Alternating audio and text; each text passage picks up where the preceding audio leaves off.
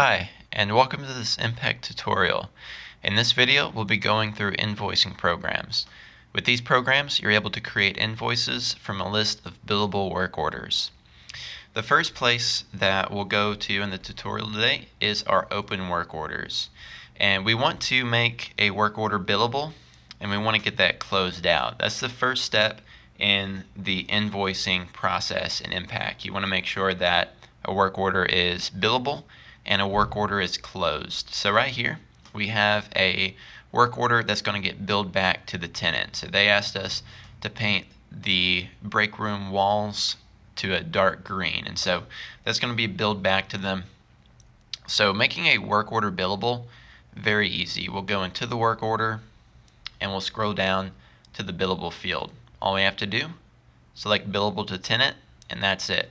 If this were billable to property, just select billable to property. We'll select billable to tenant and we'll go down and save it. Just want to show you how it's going to look. And there we go. So we have billable to tenant right there. And all that's left is just to close out this work order. That's a very important step. You can only invoice closed billable work orders. So we have it marked billable. Now let's just get it closed. Our technician here, he's completed it. So he's entered all the required information. We'll close it.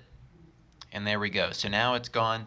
So now it's going to appear in our billable work order queue. So let's go there. We'll go back and we'll go to the invoicing category. And then we'll go to billable work orders.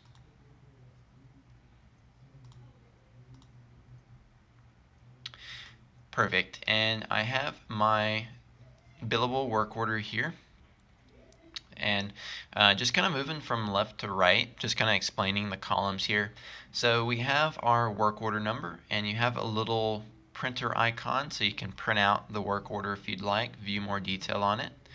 Work order date, the property it was at, the description is going to include whether it's billed to tenant, the tenant it's billed to, the service description, the work notes, and when it was completed.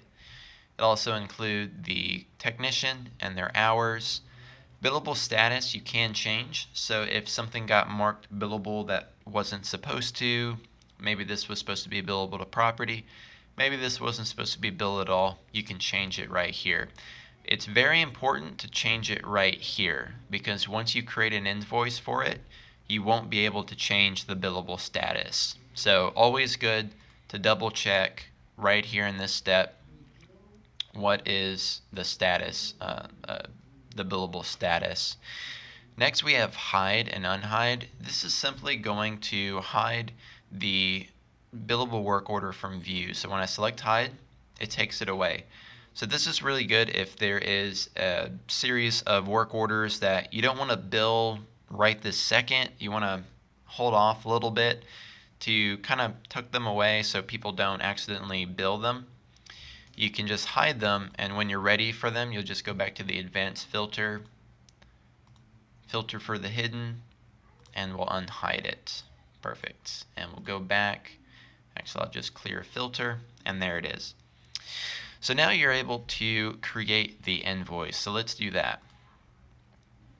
And before I do that, we're getting a little message here. All right, what's this message? Please complete the invoice setup for this property.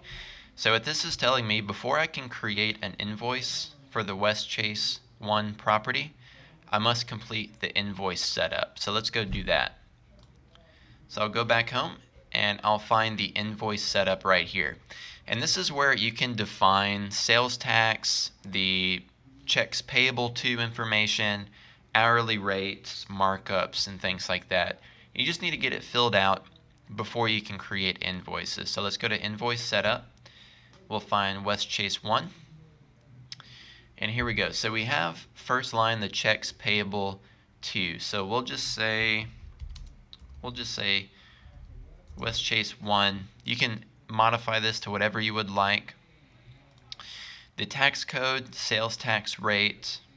So if it's depending on your state, what that sales tax is. The trip charge, hourly rates, cash markup, material markup, mileage rate. You can leave these as 0. They are required, but 0 is an accepted answer. So if you don't want to have any of these fields, just leave them as 0. And once we do that, we click Save, and there we go. Once you see all of those columns filled out, all we need to do, let's go back to our billable work order. We find it there, create our invoice. Perfect. So now when we create our invoice, this is the one stop to do it. This is the only page we need to fill out. So just kind of going through the fields that we see here. Invoice date and the terms, that's going to be whenever you want the invoice date to be, whatever the terms are going to be. Invoice note is going to be a compilation of the requester, the service description, the work notes and such. You can add more invoice notes as you'd like. Bill to, since this was to the tenant, this is going to fill in their information automatically along with their suite number. If there was a contractor invoice total or mileage and such on the work order, that's going to pull. The technician and their work hours is going to pull. It's going to convert it to decimal from hourly minute format to a decimal format. So 1 hour equals 1. Rate regular. And by default, the work time is going to autofill as a labor hour into the line item. So you can remove it if you want to. Just very easily, you just delete it if you'd like. And quantity is going to be 1 since that's our work hours. And right now the price is 0, but if back at that invoice setup, if you included like a $40 rate, $50 rate, the system is going to autofill that price in there for you, so you don't have to enter it each time. So if you just manually enter, say $50 for 1 hour, that's going to automatically calculate the total, and including the sales tax. Right now we just left it at 0, but if you had 7.25, 8.25, that's going to calculate that tax in there for you. So all you have to do is just fill in the line items. Let's just say paint supplies. And you can mark things taxable.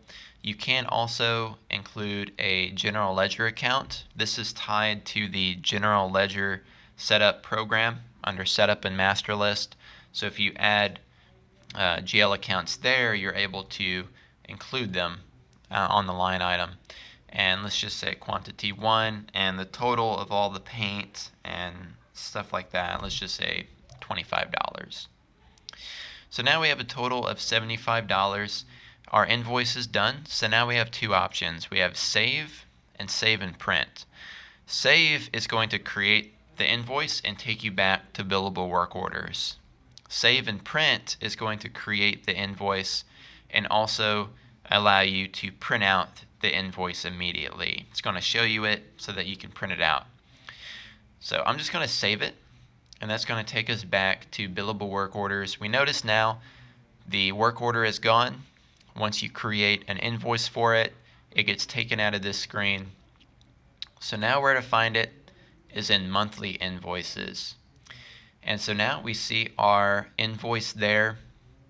And you can always update the invoice. So if you needed to update the price, the charge, a line item, you can always go in and update it as needed.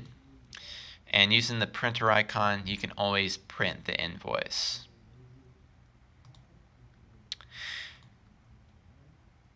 And as far as invoicing goes, that's really the last step. So it's pretty simple to do. All you have to do, just make sure to mark a work order billable and then close it out. Once you close it out, go over to billable work order queue to create the invoice. Once you create the invoice, it's going to show up under monthly invoices, and then you're able to print out that invoice. You can save it to your computer, give that to your tenant, and then your accounting department can work on payment and such from then on. But once you create the invoice, that is the last step. You're all done.